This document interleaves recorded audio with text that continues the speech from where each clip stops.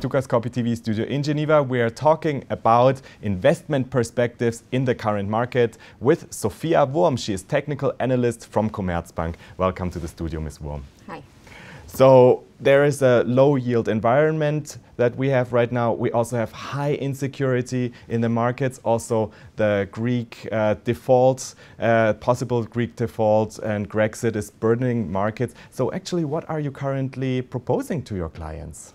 We still recommend to remain in the equity markets, respectively buy into the equity markets, because we expect the low yield environment to continue for some time, especially in the Eurozone. So the bond yields remain far below the dividend yields, for example, in most of the developed countries, for example in Germany, but also in other European countries, even though in Japan and in the UK, for example.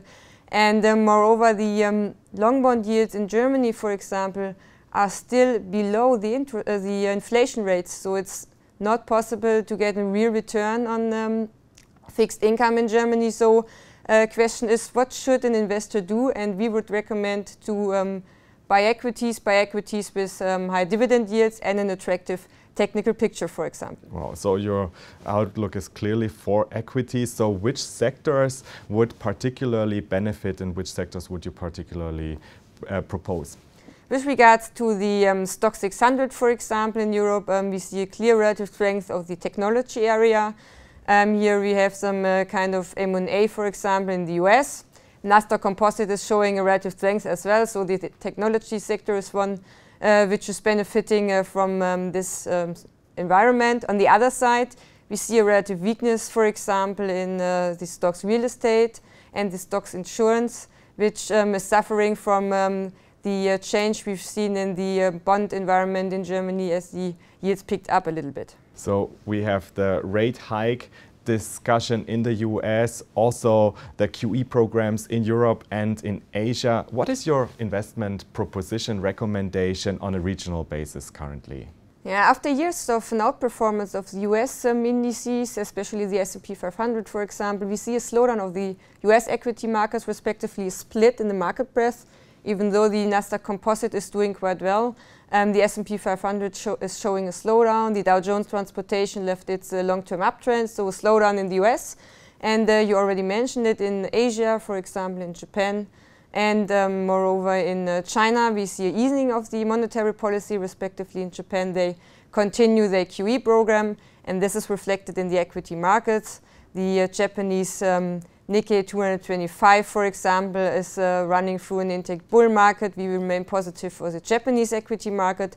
Nevertheless, you have to take a look into the currency. The Japanese yen is weakening, so maybe you should do a currency hedge. And with regards to China, it would be interesting to take a look to the Hong Kong indices. HSI, for example, it break out from an several years sideways movement to the upside with a major buy signal. And last but not least, we remain positive for the European equity markets. ECB just started their QE program, and here it would be of interest to take a look to the southern countries. For example, in Italy, the Italian index FTSE MIB just concluded its several years bottom pattern to the upside, so this index should have some kind of recovery potential. And final question with regards to the Swiss market index, what is your expectation for the SMI? The SMI is running through an intake bull market for several years, very stable.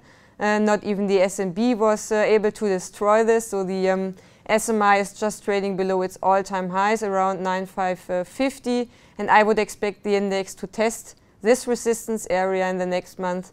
And I would expect the index to reach 10,000 points, maybe this year, maybe next year. Thank you very much, Sophia Wurm from Commerzbank, for being here today. It was a pleasure.